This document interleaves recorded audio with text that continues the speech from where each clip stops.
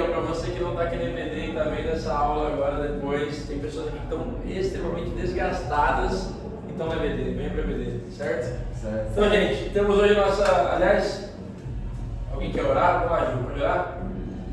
Senhor Deus, obrigado por esse momento, Senhor. Estamos aqui reunidos para saber mais de Ti, Senhor. Abençoe a vida do Marcelo, que vem trazer um pouco mais de conhecimento para a gente, Senhor. Que seja a Tua mão e glória, Senhor. Em nome de Jesus, amém. Amém. É isso, gente. Hoje é a última aula do módulo Bibliologia. E aí, a gente chegou, não sei se vocês pegaram, alguém chegou a comprar esse livro, que é o livro que a gente usou para embasar o módulo. Toda a escritura é do Michael Bird. Foi o mesmo que a Vila usou também na EBD deles, muito bom. E hoje o foco do que a gente vai falar é sobre a centralidade de Jesus nas escrituras. E, primeira coisa, por que a gente começou? Por que vocês acham que a gente começou com bibliologia? Vamos lá. Hoje eu quero interação, rapaziada. Ai, meu Deus. Acho que é porque eu. Que é base da nossa fé, né? Só a escritura. Não é a base da fé, mas é o que a gente usa para embasar a fé.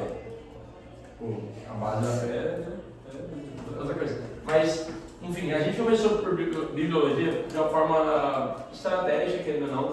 Eu fiquei bem feliz quando a gente estava vendo o índice do sumário do livro que a gente vai usar para o próximo módulo, que a primeira coisa que o cara coloca são as 20 bases da fé cristã. A primeira coisa que ele coloca é por que a Bíblia? O que é a Bíblia?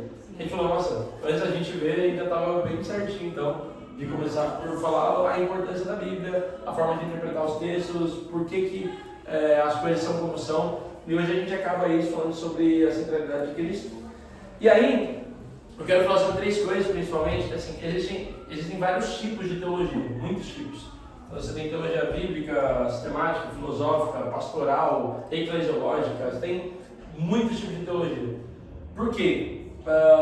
Porque basicamente você está estudando o que Deus é, quem Deus é, as coisas concernentes a Deus, mas de uma perspectiva. Então, por exemplo, você está teologia pastoral o que Deus fala sobre pastorado, o que Deus fala sobre igreja. Só que aí, no que a gente está focando aqui? Teologia bíblica. Não é que a teologia bíblica é superior às outras, mas ela é o que norteia o que a gente está fazendo muitas vezes. Então a gente tem as três principais da teologia, quando a gente vai estudar na faculdade, que é a teologia bíblica, a teologia sistemática e a teologia filosófica. A gente começa com a teologia bíblica por quê? Alguém quer comentar alguma coisa? Nossa, gente, vocês são muito mortos. Enfim. Então, basicamente assim, a teologia bíblica, ela fala sobre o que a Escritura está dizendo. Qual é a teologia? Tipo, qual que é a teologia que emana da Bíblia? O que sai da Bíblia? Assim, óbvio que a Bíblia ela dá muitas coisas. Ela dá base para a teologia pastoral, base para a teologia eclesiológica, base para a sistemática, para a filosófica. Mas o que a Bíblia está explicando? O que a Bíblia está ensinando? Qual que é o padrão, a maior coisa que a Bíblia está ensinando? A Bíblia está ensinando a história do povo de Israel, que se conclui em Jesus Cristo, e ponto, é isso. Essa é a teologia bíblica. Então ela vai falar muito sobre a queda do homem, sobre a criação, sobre a queda do homem, sobre toda a história onde Deus guiou o povo até que prometia o Messias, até que esse Messias veio, esse Messias morre, e ele ressuscita, e ele nasceu uma virgem, né? Ele morre, ele ressuscita, e agora esse homem, ele é Deus, ele é homem, ele é um mediador perfeito, e agora esse homem, ele manda o seu Espírito Santo para que a gente possa viver e com o penhor da nossa herança, que é a Jerusalém Celestial, ao mesmo tempo que a gente pode ser renovado porque a gente foi perdoado dos nossos pecados. Então, a teologia bíblica é basicamente isso. Tipo, toda a Bíblia, de certa forma, ela aponta para essa questão. De um modo que a gente falando sobre a centralidade de Jesus nas Escrituras, a gente tem que enxergar todas as coisas que acontecem desde o começo até o fim, e o fim eu digo Cristo ressurreto, como coisas que estavam preparadas para que isso acontecesse. Então, quando pensa em teologia bíblica, a gente tem que entender desde Abraão, desde Adão, e aí passando para Abraão, a promessa feita para Abraão, e aí a forma que Deus lidou com Isaac, Jacó, e depois as 12 tribos saem eles conquistam a terra e a terra depois tem juízes, aí os juízes eles não dão conta e tem os reis, a terra se separa. Então tudo isso de alguma forma aponta para Cristo e aponta para o lugar da gente necessitar de uma figura messiânica de Deus vir e resgatar o seu povo. A história da redenção. A história, a teologia bíblica fala sobre a história da redenção. Sim. Perfeito. Então assim, a questão da teologia... Estrelinha favorita. Estrelinha favorita. A teologia sistemática, no caso, ela já é uma teologia que ela vai organizar e tentar explicar como as coisas acontecem. É aí que começam os problemas. Então assim, a teologia bíblica, ela é o padrão no que a gente tem que acreditar. Então tudo que é cristianismo, toda igreja que se diz cristã, ela tem que acreditar na mesma coisa. Nessa mesma história, que Jesus nasceu de uma virgem, que Ele é Deus. Por isso que testemunho de Jeová a gente considera como seita, porque não acreditam que Jesus é Deus. Por isso que algumas outras religiões... A gente também considera uma seita. Alguns consideram, outros não, mas pela observância de algumas coisas ali do Antigo Testamento. Ele estava falando várias coisas e você pega É bem complexo. bem fundado, né? Tem gente, só que são algumas coisas, o Henrique até não, ele falou aqui. É uma vírgula, né? É uma vírgulazinha, os caras fazem uma doutrina inteira diferente. E então, assim, por exemplo, igrejas batistas, igrejas presbiterianas, igrejas pentecostais, igrejas, sim, Assembleia, Deus é Amor, Batista Renovado ou não. Deus é Amor também? A Deus é Amor ela é uma igreja pentecostal, mas ela acredita. Não, você está colocando numa linha de seitas. Não de seitas, falando que todas essas Não, são... pra mim ela é uma seita. Não, Deus é amor? nem um pouco. De verdade. Nada. Ela é raiz assembleiana. A Assembleia, a Deus Amor, a gente ainda, então ela não é neopentecostal, ela é pentecostal raiz. As neopentecostais, tem gente que já começa a falar que é seita. Então, tipo, assim, tem neopentecostais e neopentecostais. Mas começa a falar que já é, porque não prega a teologia como ela deveria ser. Então, a teologia bíblica, ela fala sobre isso. Qual que é a finalidade do homem? Conhecer a Deus e gozá-lo para sempre. Não é crescimento financeiro terreno, por exemplo. Entendeu? Então, por isso que algumas coisas elas começam a ter choque. Então, todo mundo que acredita na teologia bíblica que a gente está ensinando aqui, tipo, teoricamente é crente, é irmão, ponto. Você vê que tem outras igrejas que até falam que a gente é primo. Por quê? Porque é diferente o encaixe da teologia. E por que as coisas começam a ter um pouco mais de ruído na sistemática? Porque a sistemática vai falar sobre a forma que a teologia bíblica acontece. Então, por exemplo, calvinismo e arminianismo é o principal ponto de discussão, óbvio que a gente não vai entrar nisso. Mas foi predestinado e Deus predestinou então igualmente para o céu e para o inferno, ou não, então as pessoas têm liberdade de escolher. E aí tem muitas outras vertentes. Como que é a salvação então? Então Cristo, qual foi o momento que ele morreu? Qual o momento que o perdão aconteceu? Deus ele instituiu a queda? Não. Aí começam muitas discussões. E aí tem a teologia filosófica, que aí é mais complexa ainda. Por isso que assim, qual é o grande problema? Quando a gente tenta trazer filosófica e sistemática, onde a gente deveria estar colocando teologia bíblica. No púlpito a gente prega teologia bíblica. Na EBD a gente já pode tratar sobre uma sistemática. Filosófica a gente reserva para um ambiente mais acadêmico. É que tem muitos ramos diferentes. São muitos ramos. As coisas vão se abrindo assim. Exato. Entra em muita coisa. Só que todas as coisas subsistem na teologia bíblica. Na história da redenção. Se não for assim, é o alicerce para tudo. Teologia pastoral. Se quer fazer uma boa teologia sistemática, tem uma boa teologia bíblica. Sim. Quer ter uma boa teologia filosófica? Boa teologia bíblica. Então assim, principal. E aí, eu fiz uma definição aqui que a teologia bíblica é a ciência de Deus a partir do entendimento do que é a fé cristã segundo a Bíblia Sagrada. O entendimento, a gente trata às vezes a teologia não como uma coisa, um objeto muito subjetivo, mas é uma ciência, é um objeto de estudo acadêmico, é ciência, é totalmente racional. Óbvio que para você crer que isso é verdade, que é para a sua vida, que isso vai mudar a tua história, a tua vida, você precisa de fé. Mas tudo que a gente estuda é razão. O que Deus fez, a história como ela é, como as Bíblias foram, como a Bíblia foi indexada e escrita, os contextos, tudo, por que aconteceu, como aconteceu. A gente tem fé para fazer teologia, mas a gente até brinca que precisa de mais fé para ser ateu. Porque o negócio é tão bem estudado, tão bem fundamentado, que para o cara ser ateu ele precisa negar a ciência. É basicamente isso. E uma coisa que assim, acho que eu vou colocar isso. Beleza. E aí, voltando para o nosso tema, que Cristo, todas as coisas, em toda a teologia bíblica ela tem a finalidade em Jesus Cristo, homem, 100% homem, 100% Deus. Assim, desde Gênesis a Apocalipse, a revelação de Cristo é a finalidade de toda a Escritura. Por isso que eu falei antes do negócio de Abraão e tudo mais. Então, você vê que quando já existe evangelho, e a gente chama de proto-evangelho, que é um protótipo do que será a boa notícia, o evangelho, em Gênesis 3, quando Deus fala, a tua descendência pisará a cabeça da serpente e ela lhe ferirá o calcanhar. Deus já está mostrando o evangelho no Gênesis. Ele está falando, a descendência da mulher vai esmagar a cabeça da serpente. Vai ferir o calcanhar por quê? Porque vai doer, vai machucar. A sua descendência vai ser uma coisa terrível. Mas ali já existe evangelho. E quando você vê, tem as coisas que a gente já falou em outras aulas sobre as tipologias. Então, quando você vê Abraão, por exemplo, tendo que sacrificar ou entregar o próprio filho, é um tipo do que Deus faria ali em Cristo.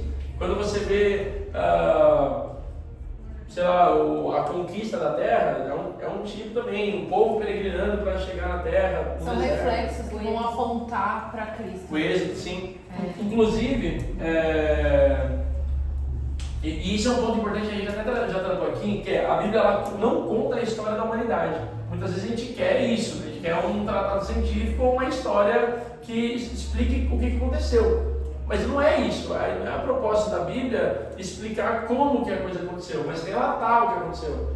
Não é a proposta da Bíblia falar como que foi a teoria do Big Bang, se foi a teoria do Big Bang, se o evolucionismo e o criacionismo podem andar juntos, não pode. Mas a título de curiosidade, ela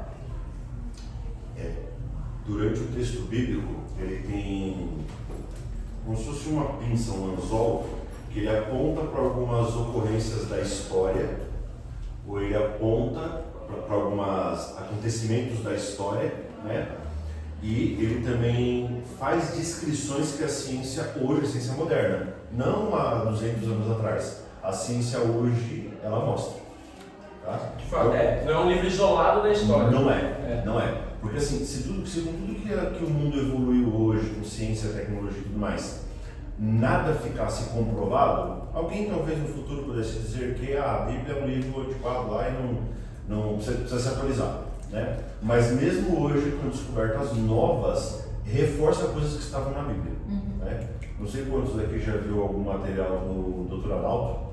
Já. Né? Então você vai ver algumas coisas acontecendo, e não é o objetivo da Bíblia, mas ela deixa tipo uma pista, ela deixa uma mensagem, um carinho, um selo, que você dá uma olhada e você fala, ó, tá conectado isso daqui. Não é um negócio assim, tipo assim, alguém teve uma brisa ali e escreveu o livro de Jó, o livro de Gênesis, as coisas estão amarradinhas. Né? O ponto assim, é a gente entender que é um livro que não está isolado da história, mas que a finalidade do livro não é ensinar a história. A finalidade do livro é apontar para Jesus. Ponto. E aí, a gente geralmente pula, eu coloquei aqui, a Bíblia conta a história da humanidade, ela conta a história da redenção, e por isso a história fecha na conclusão de Jesus Cristo como o Senhor sobre todas as coisas. Tem umas coisas que a gente pula sempre na Bíblia. O que é? Sempre que a gente está lendo, a gente pula. Descendências, genealogias. Nossa. Todo mundo, quando vai ler a Bíblia, olha a genealogia e fala, vou pular. Acho que a única que eu faço realmente questão é a de Cristo. Não, é de Mateus. É de Mateus. Eu não conheço. Não? Cara, temos aqui um crente. E quem não há dúvida. Tem umas 3 pausas. Você respira fundo, mas esse não é meu jogo. Mas fala a verdade, o Crônicas, você não pulou?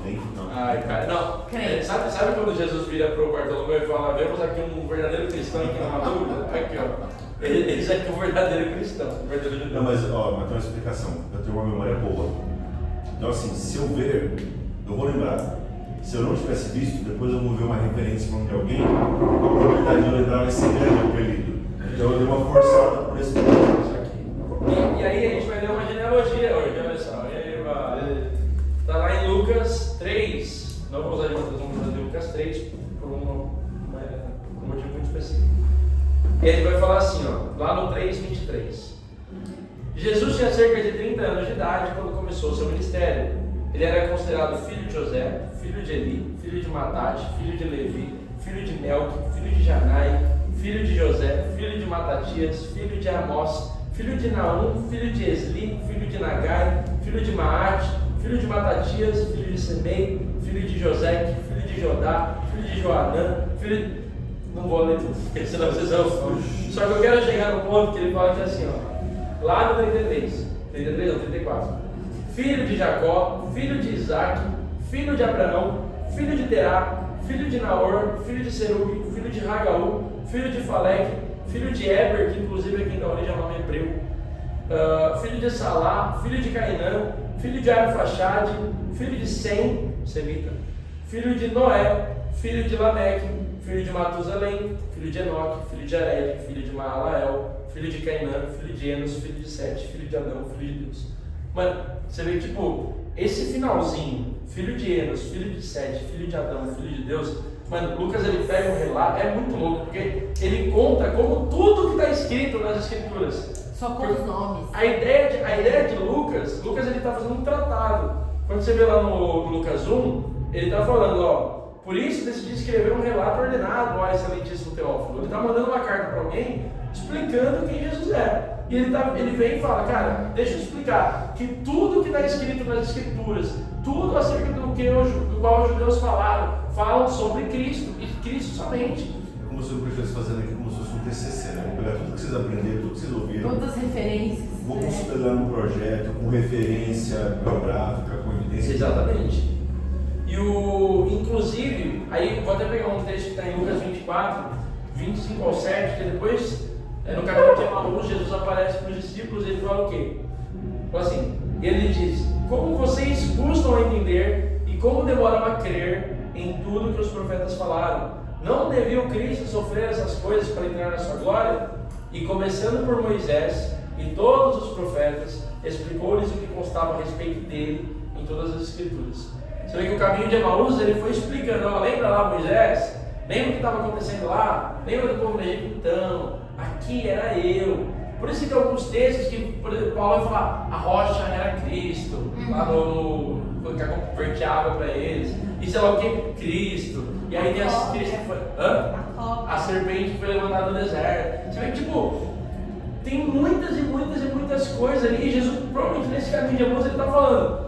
Lembra disso aqui? Quer que eu desenhe?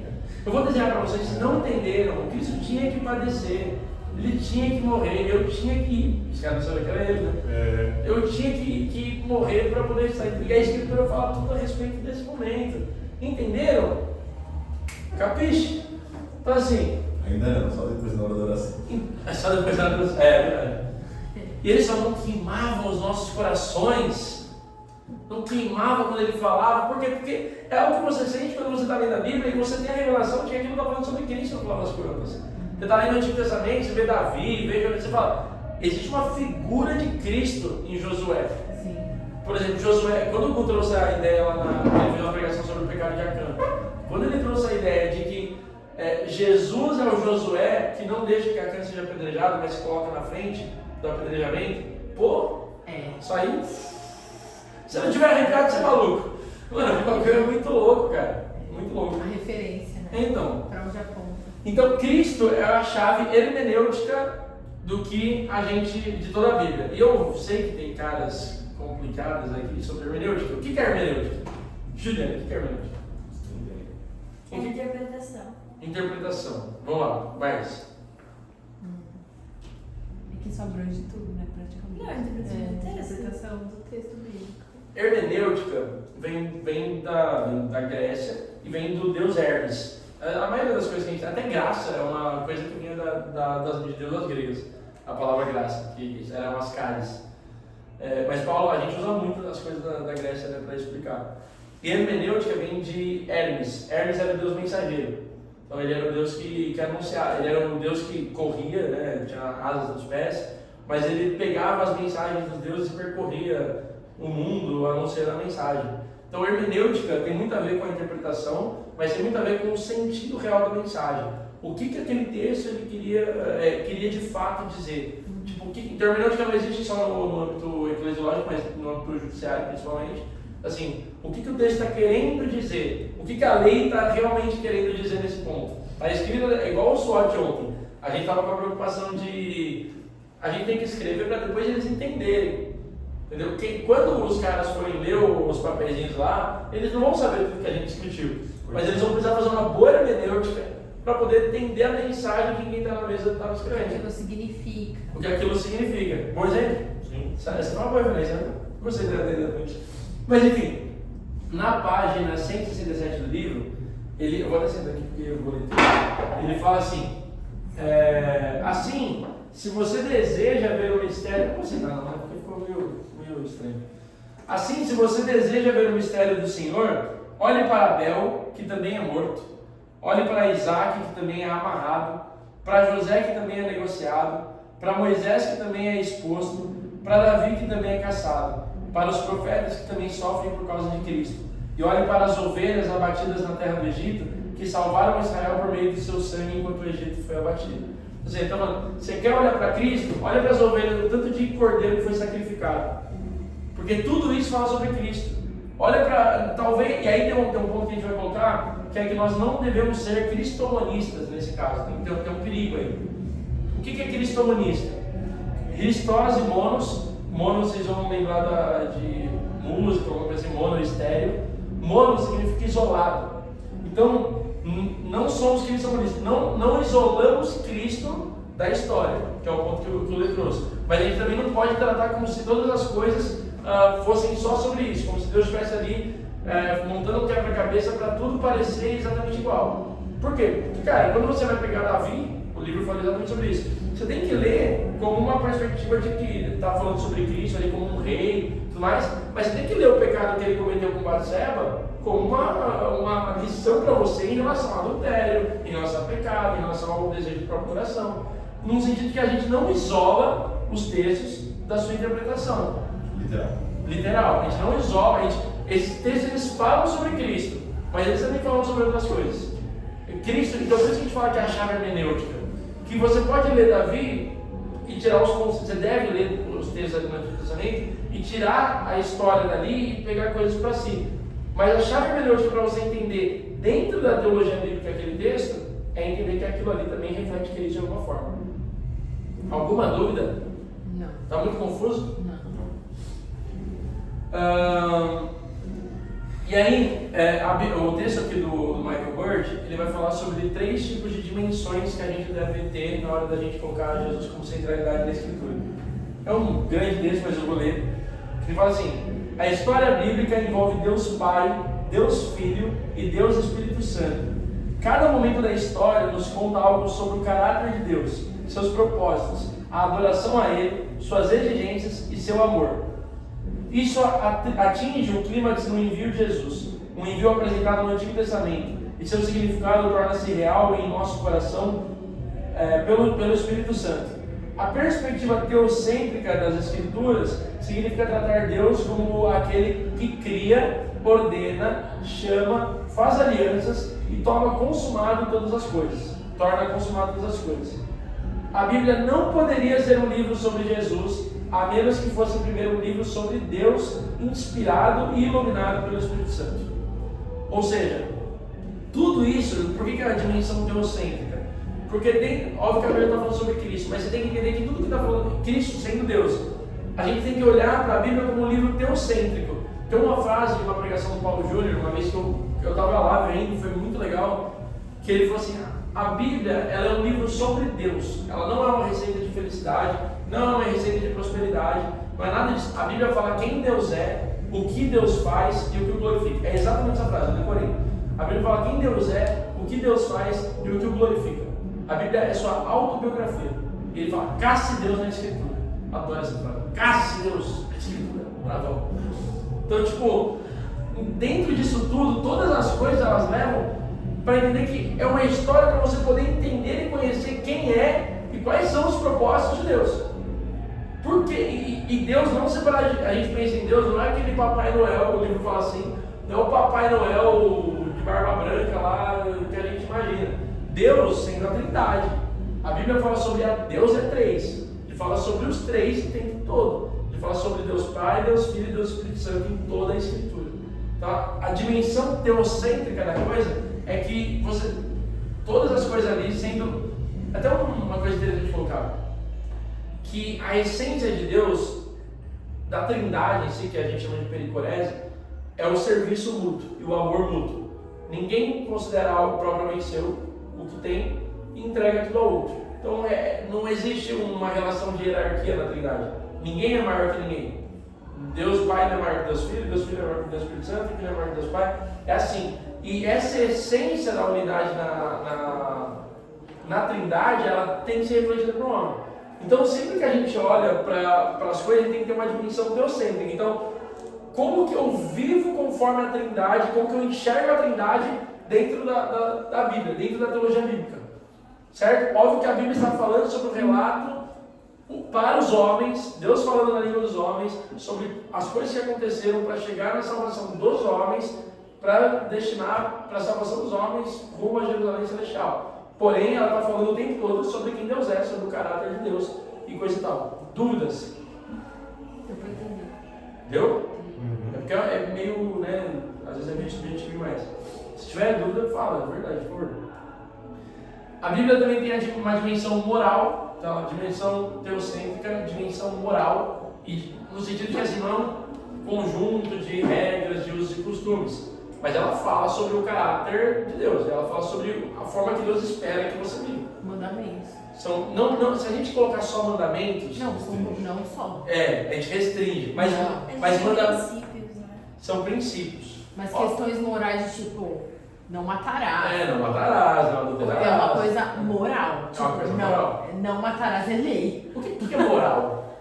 Eu fiz essa pergunta assim, numa pregação. O que é moral? Pergunta boa essa aí, né? Porque todo mundo pergunta. O que é?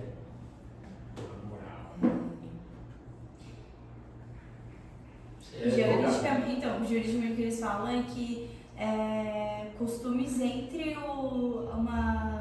um determinado povo, quando eles criam aquilo que não vai afetar o outro nem a si mesmo, meio que eles é uma regra não cria, uma regra nunca falada. Não registrada. É como se fosse uma cultura organizacional civil. É tipo uma cultura daquele. Não está escrito, mas todo mundo entende, sente e pratica. Até porque, tipo, uma moral aqui pode ser diferente de uma moral Aqui pra gente é moral ser poligâmico. E lá pra eles não tem problema. Então, e aí, a moral filosoficamente falando, ela é exatamente isso, ela é uma regra não dita, uma regra que está lá, que ninguém nunca precisou escrever, mas a gente, por nascer homem, a gente já sabe como que a gente deve viver, a gente já deveria ter noção. E naquela região. Então, tem que ter um pouco de mas aí tem um problema, que na filosofia a moral é uma coisa para a humanidade. Existe o conceito jurídico que a moral é para regiões, para a localização daquele povo. Mas então, você não matar qualquer pessoa que você vê pela frente. Exato. Mas, por exemplo, existe... Essa diferença entre moral e costumes, né? Existe uma moral, sei lá, de um judeu, de um povo mongol ali, e a moral do povo americano, existe, do povo africano. Só que quando você vai tratar de âmbito filosófico e teológico, a moral é um princípio absoluto que rege a forma como o homem é em sua totalidade. O ser humano. Então, por exemplo, o não matarás, as tribos e tudo mais, é uma coisa assim, é um crime hediondo para todas a humanidade. Mas os povos israelitas matavam os outros. Não, mas entre si não era permitido. Entre si não era moral. Entre os seus não. Entre os seus não. Você vê, tipo, adultério menos ainda, porque tem a questão da poligamia em alguns casos. Mas incesto é uma coisa que não é aceita em nenhum lugar. Por quê? Quem disse que não pode? No fundo ninguém disse. E por quê? Porque aí a teologia vai dizer que existe uma impressão digital, existe uma moral, um princípio absoluto que dá base para que as coisas sejam como elas são. E esse princípio absoluto, imutável, é o próprio Deus. Ele criou para ser assim, e por isso que as pessoas que já nascem com isso, elas já sabem que matar é errado. Já sabe, mentir, todo mundo sabe que mentir é errado. Mentira é um princípio da moral. Sim. Mas isso no direito tem também. Eles falam que são as leis. Putz, esqueci o nome, mas é tipo. Leis que já estão. Como se fosse isso, leis tipo, que já estão no homem e as leis escritas, sabe? Não, isso é moral intrínseca do Luiz. Não, tô perguntando. Não, eu não lembro qual que é o tipo de lei, mas eles meio que separam, porque é isso. Lei régia. Não, mas e é engraçado porque basicamente a lei, hoje a gente pega, tipo, não, tem que estar aqui escrito, e tipo, tem que, por exemplo, a gente tem a Constituição, né? Todas as outras leis, elas precisam se submeter à Constituição, mas tem essas leis que, tipo, quem formou a Constituição? Tipo, não tinha uma outra lei antes, sabe? Que são essas leis que... Elas partem de um princípio moral. Então, assim... Nós acreditamos que vem de onde? De um lugar absoluto. E a única coisa que existe absoluta é o próprio Deus. Não existe nada que seja absoluto em si mesmo além dele. Então, o ponto da moral é que tem a moral absoluta e existe a moral cristã, que a gente acredita que é a moral absoluta. Esse é o ponto. A gente acredita. Eu não posso virar e falar, não, eu sou crente, mas tudo bem, a forma que você está certa também. Não, você não pode negociar a tua fé a ponto de vir uma pessoa de uma religião oposta e você falar, não. Então, você tem que respeitar. Tem que respeitar, tem que amar essa pessoa. Mas no momento que for um choque de fé, cara, você acha que a minha religião está errada? Sim. Eu sou do humano? Acredito que isso é. E aí você fala, não existe uma verdade relativa. Exato. Existe aí que tá, o relativismo ele causa esse problema, porque a verdade, ela ou é verdade ou ela não é. Não existe várias verdades, muitas verdades. O relativismo às vezes que tudo é verdade, a partir da interpretação. A gente vai acreditar que a verdade é uma só. Ponto. E aí, por isso você não pode negociar sua fé e virar na hora que você está falando com uma pessoa e falar, eu sempre falo assim, eu não serei hipócrita. Se eu falasse que a tua está certa, eu não seria cristão. Eu não precisaria ter falado. O que não faz nem sentido, né? Se você é de uma religião e você acha que todas as outras têm, por que você está seguindo essa? Exato, então siga todas. Eu não siga nada, já que todo mundo está certo, eu não preciso seguir nada. Não precisa seguir nada, então você já tá. Mas é que a ideia de quem acredita nisso é algo do tipo assim, sei lá, vai. A Rebeca e a Isa são irmãs, né? Tiveram entre uma mesma criação, mesmo desenvolvimento. Mas tem características que uma tem, que eu gosto mais das características da Rebeca. Ele gosta mais das características da Isa. Então ele vai com a Isa ou com a Rebeca, um exemplo. Né? Então as pessoas pegam às vezes a religião, todas elas, não é o que eu acredito, é o discurso deles. Tem o mesmo pai. Todas levam a Deus, todas pregam o amor, só que o meu amor a gente recomenda, sei lá, não fazer X coisas. Na outra, recomendo o amor, mas você faz o que você quiser. Todo mundo estiver de acordo ali, todo mundo de todo mundo, ninguém de ninguém, que No segue. final todo mundo chega na Marcinha, porque a Isabela e a Rebeca vieram na Marcinha. É isso. É isso, perfeito. E isso é muito legal, porque a gente, na minha aula de cosmovisão apologética, Você tem um filho, Jesus Cristo. A gente estuda, eu descobri que é uma seita, que eles acreditam que a Nova Jerusalém é a esposa de Deus. Oi? E que Cristo já veio. Coisa de louco, depois o Damásio que me apresentou, assim, foi, mano, esse cara é maluco. Que a Nova Jerusalém é uma mulher mesmo, esposa de Deus. Meu Deus. Coisa, mano, bom, Que gente maluca. louco você não discute, cara, você só... É mais fácil falar da Matrix. Hã? É mais fácil falar da Matrix. É mais fácil falar da Matrix. É mais fácil acreditar nisso do que nem isso aí que você tá falando, então. por favor. E a gente na aula de cosmovisão, a gente está falando sobre muito correntes filosóficas. E nas correntes filosóficas você vai ver assim, vários filósofos tentando explicar, não, é isso, o fim é a matéria, não, o fim é algo subjetivo, uma realidade transcendental. Então assim, você tem N coisa, mas no fundo, quando você vai forçando, e o Schaeffer vai falar isso no livro dele, Deus que Intervém, que ele vai falar assim, que todas as pessoas têm que ser levadas a um ponto de pressão. Você vai perguntando, e por quê, e por quê, e por quê, e por quê, até que chega um momento que ela fala, existe uma causa última aqui. Isso é uma ferramenta de gestão. É uma ferramenta de apologética. É uma ferramenta de gestão, mas é uma ferramenta apologética. Que a gente falou muito ontem no SOC sobre apologética. Sobre a falta de a gente conseguir ter preparo para falar sobre os não crentes. E aí, geralmente, a gente tem que ter conteúdo suficiente, saber das coisas ao nosso redor, que está acontecendo, para a gente conseguir levando a pessoa para esse ponto de tensão, onde a fé dela vai ficar e falar, meu, calma aí, não faz sentido. No final das contas, só faz sentido se você colocar um Deus ali. Infelizmente, às vezes é o contrário, né? É a pessoa que consegue colocar o crente nesse ponto de pressão. Você vê? E aí ele não tem mais argumentação. Tem um livro que eu estou lendo agora que chama Dando Nome ao Elefante, é um livro de filosofia. E, meu, o contexto que ele explica o Dando Nome ao Elefante, ele fala que o autor fala que o filho dele veio e falou assim, pai, pequenininho, o que segura o mundo? Um tá lá voando, o que segura o mundo? Ah, filho, é um camelo. Camelo, tipo, a criança, né? Aí depois, pai, o que segura o camelo? Nossa, eu nunca engoli uma dessas. O que segura criança? Vai falar o quê? O que segura o camelo? É um canguru. Aí o filho vai de novo, quem que segura o canguru? Pegou um animal gigante, é um elefante. Aí ele começa a explicar que, tipo, as perguntas, tudo que a gente, o que segura a tua visão de mundo, ela vem de perguntas. Tá, mas por que é assim? O que tem atrás disso? O que tem atrás disso? Você tem que dar um nome para esse elefantinho, no final das contas. Mas o conto desse elefante é de um filósofo, que eu não lembro Crente. o nome. Ele é cristão? Não, o conto do elefante? Tem um conto que existe. Você não viu no livro do Inteligência Humilhada? Não lembro. Que ele fala sobre isso, tipo, pra dar um nome realmente a esse elefante. O que é? Esse elefante é quem? Quem sustenta todas as coisas no final das contas, entendeu? Mas tem um conto filosófico de um não cristão que ele usa nesse livro, que ele fala, que o Jonas fala sobre isso, que ele quer. O que é a religião? Por que todos os caminhos levam a Deus? E ele traz esse conto que existiam 3 cegos que queriam saber. Não, mas isso é outra coisa. É outra Essa coisa. é outra O coisa. conto dos cegos é outra história. Meu, é tudo elefante, É, então. Eles trocam, cada um percebe outra coisa. Esse é outro. Nossa, cara. É outra história. Então cada um é uma coisa. Não, esse é um crente que fez. E ele, Meu Deus. E ele fala, no final, mas por que ele tá falando isso? Porque no final das contas existe uma base que dá a base para tudo que existe, independente de qual religião seja. Depois dela não tem nada. E depois dela não tem nada. Por quê? Porque a única coisa absoluta é da onde todas as coisas foram geradas e criadas, que é Deus.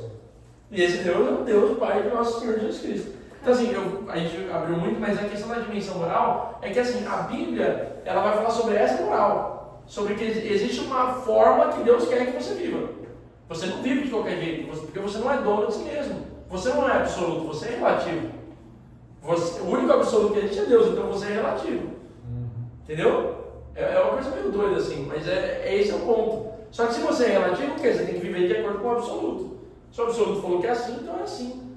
E a Bíblia, ela vai falar, por mais que ela fale sobre Cristo o tempo todo, a gente tem que olhar da perspectiva de que tem a dimensão moral. Deus está falando sobre como você deve viver. Sim, e o absoluto, que é o Senhor, não vai ter variação. Ele não varia. Não tem Ele sombra de variação. É sempre assim. É assim. Não vai ter um dia que. Não vai ter um lugar na Bíblia que você vai falar, pode mentir um pouquinho. Adulterar só uns 2 dias assim, e depois você volta. Não existe. Não faça. Ponto. Não um conjunto de regras, mas um conjunto de regras que são gravadas no nosso coração pelo Espírito Santo. Amém? Amém. Aleluia. Aleluia. Aleluia. E aí também a terceira dimensão que ele coloca no livro é a dimensão da igreja. Que é a dimensão da igreja, porque assim, a Bíblia ela dá instruções para a igreja. A igreja não é a finalidade de todas as coisas. Na verdade, segue sendo Cristo, o reino é maior do que a igreja, enfim. Mas a igreja é quem Deus escolheu para revelar o Cristo também, para ser a embaixadora, a guardadora da Bíblia, a guardadora dos princípios, da moral. Não que esteja sendo, mas entenda, eu não estou falando da igreja. Em teoria, eu não estou falando da igreja de paredes. Tem o conceito de igreja. Igreja como corpo. Igreja de paredes, mas tem o conceito de igreja sem paredes. Sim. A igreja de Cristo é uma igreja que é independente por isso que eu falei lá no começo, batistas, presbiterianos. Dentro da presbiteriana vai ter um cara que está vivendo a igreja sem paredes, a igreja de Cristo, vai ter um cara que vive a igreja de parede. Mas a igreja que Deus quer é uma igreja que vai além das paredes. Que não é porque eu estou aqui, que segue as regras do que os pastores da nossa localidade instituíram. Não, a igreja, o pastor é ele é o pastor das ovelhas, a gente vive de acordo com ele. Então, a dimensão da igreja que ele está falando é que Deus dá instruções para a forma como essa igreja é organizada e a forma como essa igreja deve acontecer e existir. As relações interpessoais pautadas nesses princípios morais absolutos, elas têm uma forma de ser. Como que funciona então a exclusão de uma pessoa? Como que funciona a disciplina de uma pessoa? Como que funciona o perdão a outra pessoa? Como que funciona o serviço na igreja? Tudo isso a Bíblia também está instruindo. Certo? Que oração, gente, por favor? 28. 28. E aí, eu coloquei um baita de um textão. Eu vou ler aqui melhor. Assim, isso é o resumo que ele dá no último capítulo. Então prestem bem atenção. Jesus é o alvo e a unidade das Escrituras. Na verdade, sabemos disso porque o próprio Jesus interpretou as Escrituras como um testemunho de si mesmo. No entanto, não seja cristomonista sobre isso e certifique-se de dedicar atenção aos aspectos teocêntricos, morais e eclesiásticos das Escrituras também. Além disso, observar como os apóstolos interpretaram. Isso é um ponto interessante. No livro, ele fala, a gente deveria interpretar a Bíblia da mesma maneira que os apóstolos fizeram? Ué, sim, né? A resposta acho que a primeira é essa.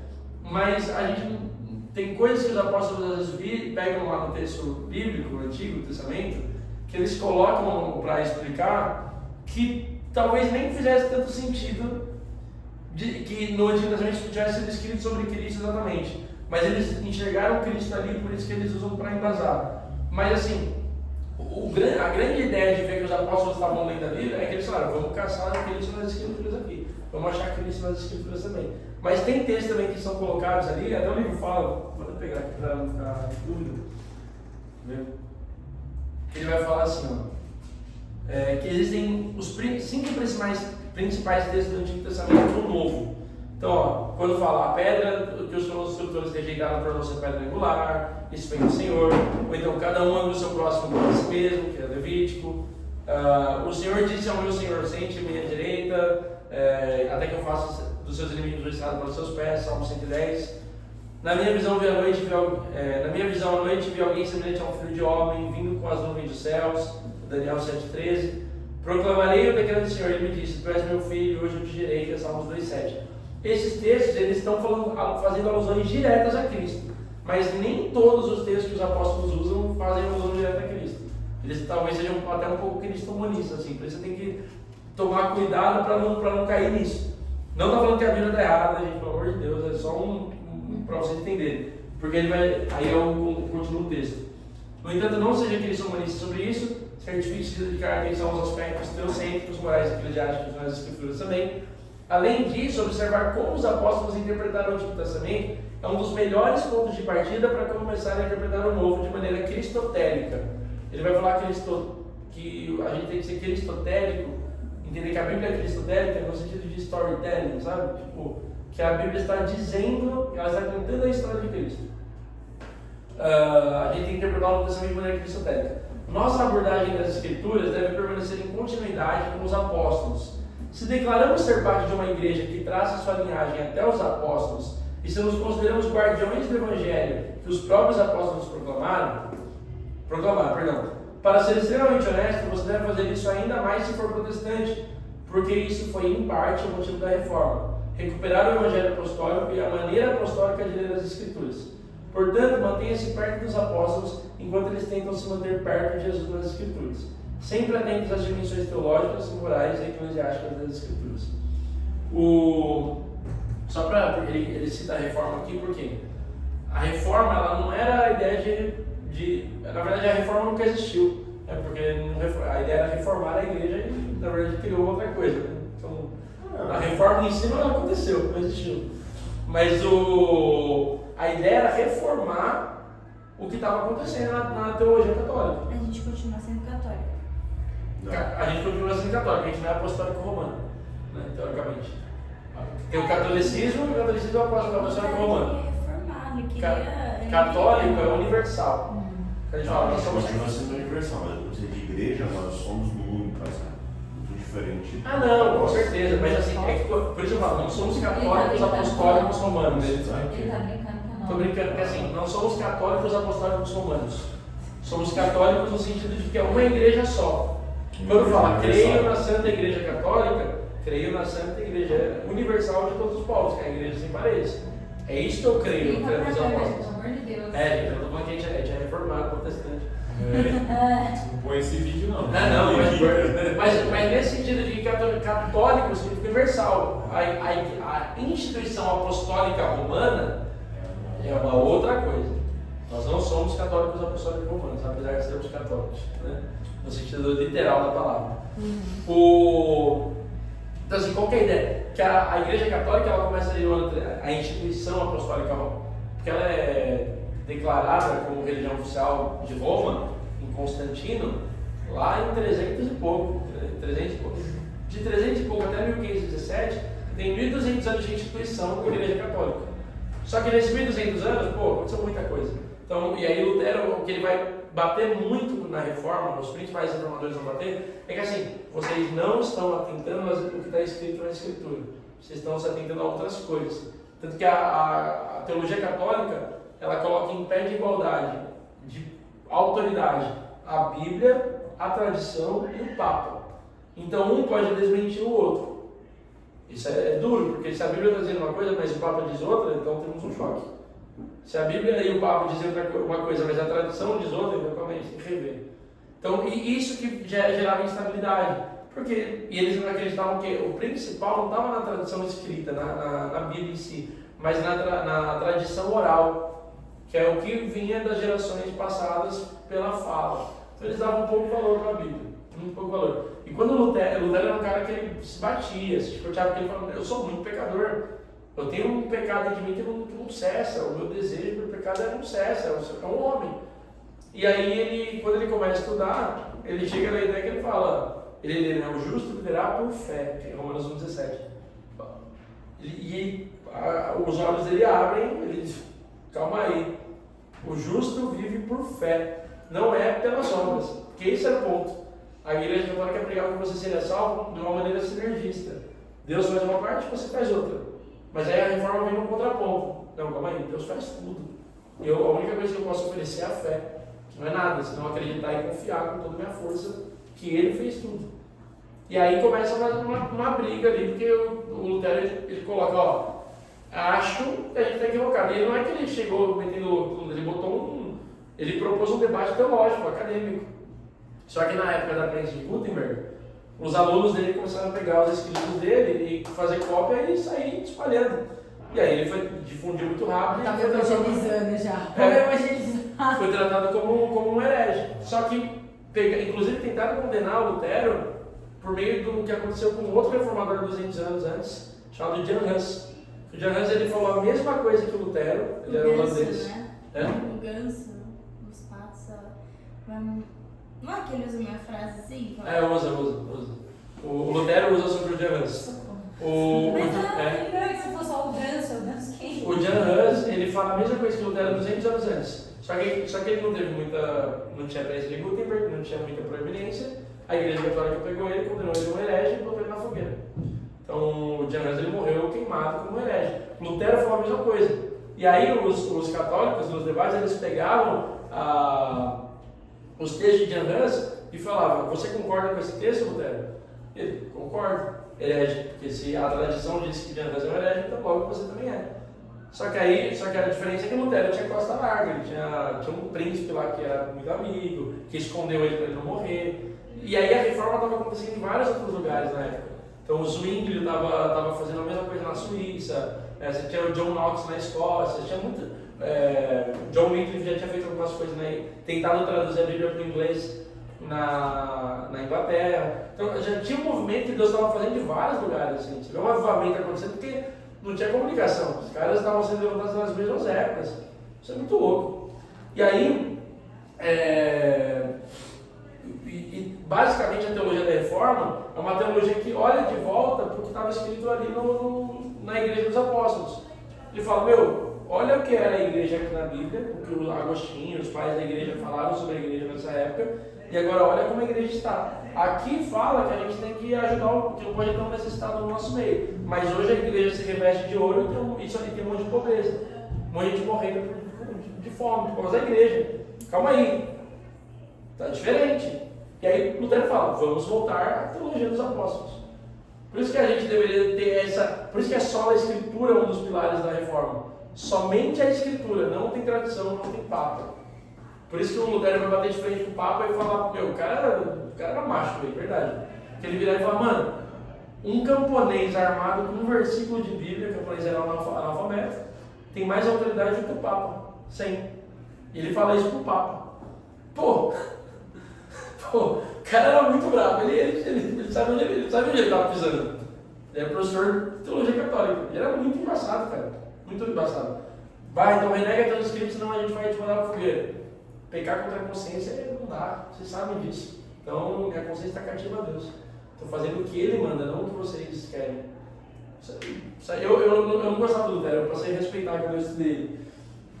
Mas enfim, basicamente, então, resumindo todas as coisas, a gente tem todas as aulas aí sobre interpretação, sobre correlações, sobre a história, sobre N coisas, e a gente acaba falando sobre Jesus sendo o centro de toda a Escritura, sendo toda a chave hermenêutica para que você entenda tudo que está escrito no Antigo e no Novo, a Bíblia levando a gente a entender a redenção, a Bíblia como normativa, como regra de fé geral e prática, como que vai guiar tudo que a gente vai entender. E aí, por que a gente falou sobre isso, que eu falei no começo? Para que o próximo módulo, onde a gente fala das bases da fé, a gente não tenha dúvida de onde está vindo.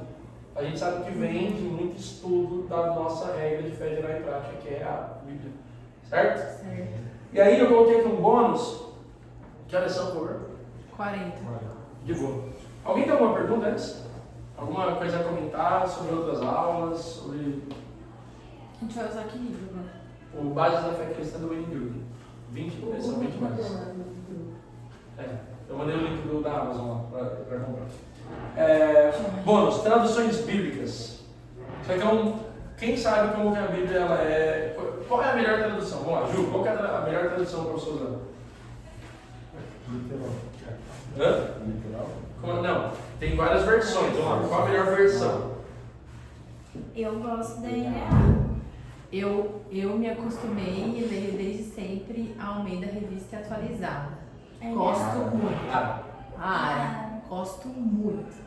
Aí eu comprei a NAA e eu tô me acostumando com a NAA. É difícil acostumar com outra, né? Porque ele usa assim umas palavras mais fáceis, que tem o mesmo significado, mas eu tô acostumado com a palavra mais rebuscada, antigona mesmo, sabe? Eu nunca gostei da NVI, mas agora eu tô tentando gostar dela. Eu não gostei da NVI, não gostei.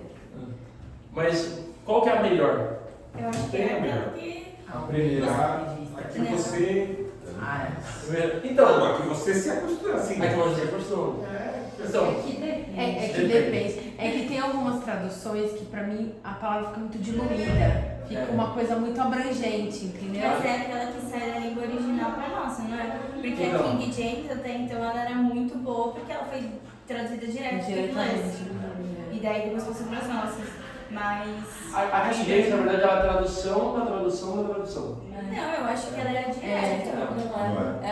É o a filtro terceira do filtro tradução. do filtro. É a terceira. É que assim, a gente tem, duas coisas. Essa eu lembro da aula do Escola de Pregadores. Do Samuel Menos. Mas me ensinaram errado, então. Porque eu Aí que tinha vai. ensinado que era direto. Não, foi a assim. King James em inglês ela é uma boa tradução. Mas a King James em português não, entendeu? É porque a King James ela é traduzida da Septuaginta. A Septuaginta é a tradução do hebraico para o grego. Então assim, é o hebraico para o grego, a Septuaginta, King James é em inglês, King James em português, entendeu? Então o King James em português é traduzido do King James em inglês. Se você ler a King James em inglês, aí é uma boa tradução. Mas se você ler em português já perde um pouco. Por quê? Não foi Samuel, não. Hã? Foi o Ailton que deu. Foi o Ailton, verdade. Existem duas formas de traduzir a Bíblia: equivalência formal e equivalência dinâmica.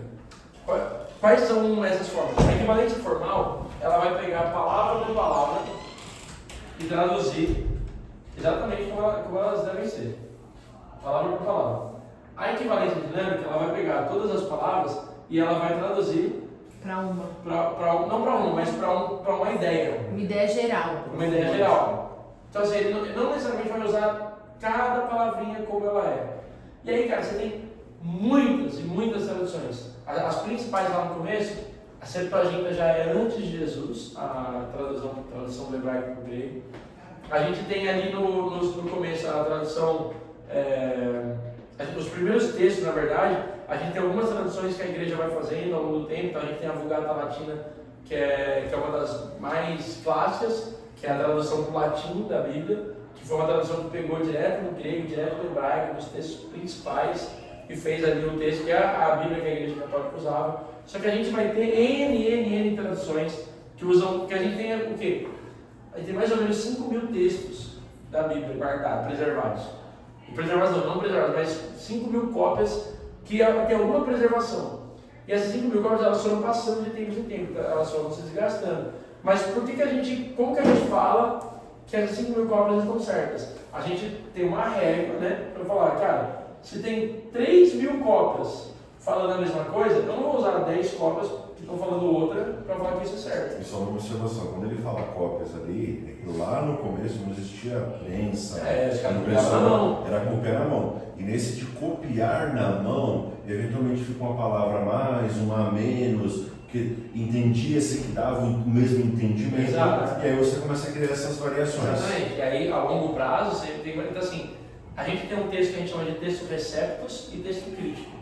O texto recebido, o texto receptus, ele é o texto que basicamente ele é exatamente igual aos textos mais antigos. É o texto recebido. O texto crítico são textos que têm algumas outras formas de falar. A mesma coisa, mas com uma palavra mais. A NVI é muito legal, que na tradução, às vezes, se você ler no aplicativo, tem uns 3 pontinhos, às vezes, né? Você clica e ele fala, algumas traduções falam isso. Às vezes você vai ver em algumas Bíblias que tem algumas frases que estão entre colchetes. Por exemplo, Pai Nosso, você tem todo o Pai Nosso. Aí tem, pois teu é o reino, o poder e a glória, amém. Essa frase, ela é uma frase de texto crítico, ela não é uma frase de texto recebido. Ou seja, pode ser que alguns copistas incluíram esse texto depois, por isso que ela fica entre colchetes, entendeu? Então assim, é legal você ter essa ideia, porque assim, quando você está fazendo uma exegese, uma hermenêutica, você quer puxar uma hermenêutica profunda, às vezes você não leva em consideração o texto crítico, às vezes você tem que ter mais cuidado, então tipo, esse é o ponto das traduções. Só que aí o que acontece? Algumas traduções, elas usam mais o texto receptus, algumas mais o texto crítico, e elas fazem por equivalência formal ou dinâmica. Então, você vai ter as traduções que fazem por equivalência formal mais clássicas e melhores, assim, tipo, com o texto recebido. Você vai ter a ACF, você vai ter a ARC, mas que são textos muito velhos, muito antigos, assim, que vem de 1900 de bolinha, Guaraná de Rolha, até antes do Guaraná de Rolha. Então, tipo, fica difícil você entender. Por isso que aí, para a nossa compreensão, você começa a ter uma atualização dessas versões para você conseguir explicar melhor. Então, por exemplo, daí surge a ARA, por exemplo, que é uma revisão da ARC, para tentar deixar um negócio mais novo. Óbvio que pra gente a ARA já é velha, mas isso aqui foi tentando deixar isso aqui mais clean. Por isso da ARA veio a NAA. Só que o que acontece? A partir daqui, eles começam a colocar um pouco de equivalência dinâmica, para facilitar a compreensão. Sim. Então, assim, algumas Bíblias são feitas totalmente em equivalência dinâmica. São elas a NVT, por exemplo, Nova Transformadora, a NTLH. A gente tem a mensagem. A NTLH é a que eu menos gosto mesmo. Bíblia Senhor dos últimos dias, não tem? Não, isso aí é. Só para escrita lá aqui. A gente tem a nova Bíblia Viva também. Então a gente tem algumas que são para equivalência dinâmica. Está errado essa aqui? Não está errado. Por quê? Para uma pessoa que não tem entendimento, isso aqui é muito bom. Se ela lê com entendimento de que são textos que perdem algumas coisas, mas para facilitar a tua compreensão, são muito ricas. Muito ricas. Então, por exemplo, se você lê na área. Elas são complementares. Exato. Se você lê na área e lê na mensagem junto, você tem uma compreensão muito maior do texto. Se você lê na área e na NTLH, você tem uma compreensão muito maior dos textos. Sabendo que ela foi traduzida com este propósito. Ela não necessariamente é a Bíblia. Entendeu? A Bíblia é essa. Mas isso aqui é uma paráfrase, a gente usa o termo paráfrase. Essa é uma paráfrase da Bíblia para você poder entender a própria Bíblia. Aí a gente tem também aqui uma que eu não conheço, mas eu vou procurar, que é a Almeida do século XXI, que é muito boa também. Enfim, e a gente tem um negócio que eu vou até fazer aqui, igual ele faz no livro, que é um gráfico. Que aqui é equivalência formal. E aqui é o quanto ela é clara para o leitor entender. E a gente tem a tradução, então a gente tem assim, ó. Aqui, ARC, ACF, VR, eu não lembro exatamente qual é. ARA, a gente tem a Almeida do século XXI, NAA, a gente tem aqui NVI, que também, a NVI ela usa muito, ela está no meio das duas aqui. Vocês vão ver no gráfico, né? NVI, Aí a gente tem NTLH, NVT na verdade aqui, NVT, NTLH, NVV, que é a Nova Bíblia Viva, e a mensagem, entre outras aqui. Mas clara no sentido do que exatamente? De entendimento. Mas entendimento profundo? Não, entendimento básico. Porque pra mim fica muito diluído. Mas você vai ter uma régua. Você já tem uma régua, mas por É exemplo, aquele café que você vai pôr água, até... é o feijão que você põe. Acho que é mais o feijão. Pra poder Render mais, né? Mas render mais. você pegar uma. Eu, quando comecei, eu li a Bíblia inteira na NTLH. A primeira Bíblia que eu li foi na NTLH. Foi muito bom pra mim. Porque eu li essas coisas que estavam na área, Não eu não fazia Faz sentido. sentido. Só que aí eu fui estudar e eu percebi que faltavam palavras. Por exemplo, expiação. Eu vou tentar simplificar. As versões mais originais, você precisava ler com o dicionário do lado. Aqui não. Aqui você consegue ler seu dicionário. Óbvio que alguma questão teológica que tem um significado muito profundo, trocar aba por pai não é a mesma coisa. Mas do ponto de vista de compreensão para alguém que é leigo, Por exemplo, Sim. então, Pra estudo vai pra cima. a gente- Pra por devocional, exemplo, uma pra crítica- devocional você pode ir pra lá. Uma Que é mais crítica, boa. o devocional é muito bom você fazer aqui, é muito bom. Uma crítica que fizeram para a NVI quando ela foi lançada, que no texto de Isaías 7 falava, em vez de falar que eis que a virgem conceberá, ele falava, e assim a jovem dará luz ao filho.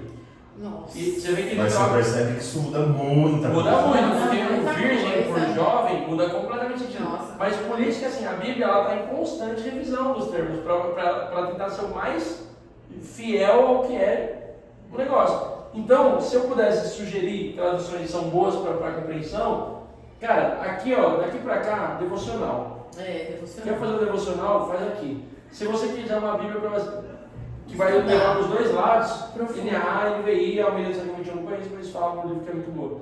Se você quer estudar profundamente e entender os textos na sua essência, aí você vem para a ARA, AEC, ACR, É muito. etc.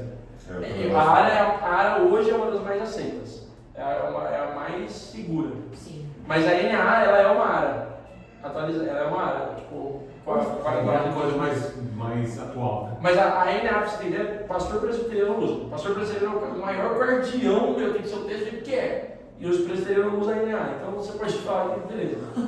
Porque a igreja ela traz Tá isso, seguro. A igreja traz essa nuance, né? Tipo, eles são caras, são bereanos. Querendo não, são muito bereanos, mas vamos ler exatamente como o texto é. Então, beleza, então vocês são que a NA é boa, a gente vai beber de vocês e vai aceitar. Entendeu? É isso. Gente, alguma dúvida?